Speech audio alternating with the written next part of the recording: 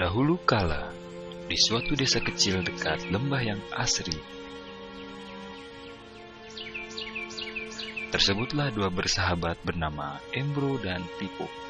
Mereka adalah tipe pemuda yang berambisi untuk menjadi orang terkaya di desanya. Mereka kerap membicarakan impian dan ambisi mereka itu akan kekayaan, kehidupan, dan gaya hidup yang ingin mereka miliki nantinya. Mereka tidak takut untuk bekerja keras. Hanya saja mereka masih belum mendapatkan kesempatan untuk dapat mewujudkan cita-cita mereka. Hingga suatu hari, kesempatan itu pun datang. Desa mereka membutuhkan lebih banyak air. Oleh karena itu, kepala desa mempekerjakan Embro dan Pipo untuk mengambil air dari mata air di gunung untuk dibawa ke tempat penampungan di desa. Mereka akan dibayar sesuai dengan banyaknya air yang dapat mereka bawa. Maka, mereka berdua pun menyambut dengan baik kesempatan ini. Embro dan Pipo pun segera melaksanakan pekerjaan tersebut dengan bersemangat. Setiap hari sejak pagi hingga sore, mereka bergegas menuju mata air dengan membawa ember masing-masing. Mereka bekerja keras untuk membawa air sebanyak mungkin ke tempat penampungan air di desa. Menjelang sore hari, mereka pun pulang dengan membawa upah dari hasil jerih payah mereka hari itu. Embro merasa puas sekali dari hasil kerjanya itu dan besarnya upah yang ia dapatkan.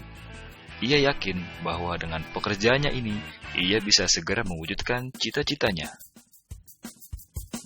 Lain halnya dengan Pipo, ia merasa tidak nyaman dengan cara yang mereka lakukan itu. Ia mencari cara yang lebih nyaman untuk mendapatkan lebih banyak uang. Suatu hari, Pipo mendapat sebuah gagasan. Ia berniat membangun sebuah saluran pipa untuk langsung mengalirkan air ke tempat penampungan di desanya, sehingga ia tidak perlu lagi membawa ember. Dengan antusias, Pipo pun menceritakan gagasannya ini kepada Embro dan mengajaknya bekerja sama. Tetapi, Embro tidak sependapat. Ia bahkan mentertawakan gagasan Pipo tersebut. Embro merasa dirinya mampu mendapatkan lebih banyak uang dengan cara lebih sering mengambil air dan menggunakan ember yang lebih besar. Dengan cara ini, Embro yakin penghasilannya akan meningkat. Pipo akhirnya memutuskan untuk mewujudkan sendiri gagasannya itu. Ia mengerti tidaklah mudah untuk membangun saluran pipa tersebut. Dibutuhkan beberapa tahun untuk menyelesaikan dan menikmati hasilnya. Namun, tekadnya telah bulat. Ia pun tetap bekerja keras mengangkat air dengan ember setiap hari seperti biasa. Tetapi di akhir minggu dan setiap ada waktu luang, Pipo bekerja untuk membangun saluran pipanya. Pada bulan-bulan pertama, hasilnya hampir tidak kelihatan. Orang-orang mulai banyak mentertawakan dan mencemooh Pipo.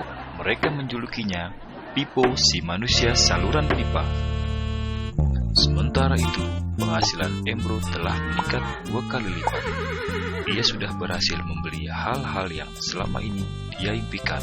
Gaya hidupnya pun sudah mulai berubah. Ia sering menghabiskan waktu dengan berfoya-foya sepulang kerja, menikmati hasil jerih payahnya mengangkat ember.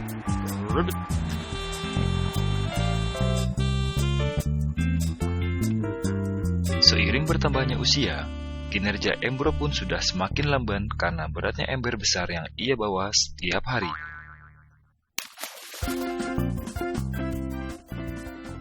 Bulan berganti bulan, tahun berganti tahun, dan akhirnya Pipo berhasil menyelesaikan saluran pipanya. Kini tanpa perlu bersusah payah mengangkat ember, Pipo akan mendapat lebih banyak uang berkat air yang terus mengalir memenuhi tong-tong air di tempat penampungan.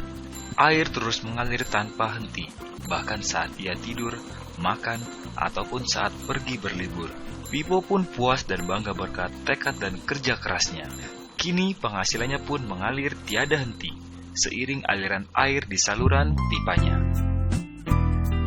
Cerita Embro dan Pipo menggambarkan kehidupan kita. Pekerjaan yang dilakukan mereka melambangkan apa yang dilakukan banyak orang dalam mendapatkan penghasilan. Embro mendapatkan penghasilannya dengan menggunakan ember. Ia harus pulang pergi mengisi embernya untuk ditukarkan dengan uang. Untuk meningkatkan penghasilan, Embro lebih rajin pergi ke mata air dan juga memperbesar ukuran embernya. Dalam kehidupan yang nyata, jika kita ingin meningkatkan penghasilan, kita harus bekerja lebih keras. Misalnya dengan bekerja lembur atau mendapatkan pekerjaan tambahan. Kita juga dapat memperbesar ember kita, yaitu dengan menerima posisi pekerjaan yang lebih tinggi.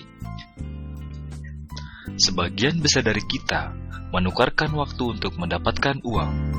Seperti juga Embro, kita hanya memiliki 24 jam per hari, dan tidaklah mungkin kalau kita membarterkan seluruh waktu kita untuk bekerja.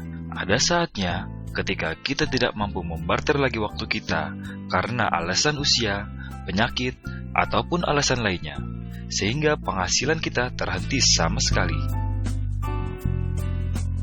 Tetapi coba perhatikan apa yang dilakukan Pippo. Secara bijaksana, Pippo tidak membarterkan seluruh waktunya hanya untuk mendapatkan penghasilan yang terbatas. Dia menggunakan sebagian waktu yang dimilikinya untuk membangun saluran pipa karena dia tahu saluran pipa ini akan mendatangkan penghasilan yang berkesinambungan tanpa ia harus membarterkan seluruh waktunya.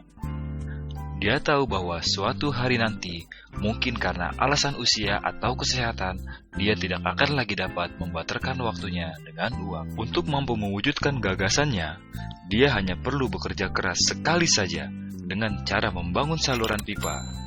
Setelah itu, maka penghasilan akan mengalir bagi Pippo.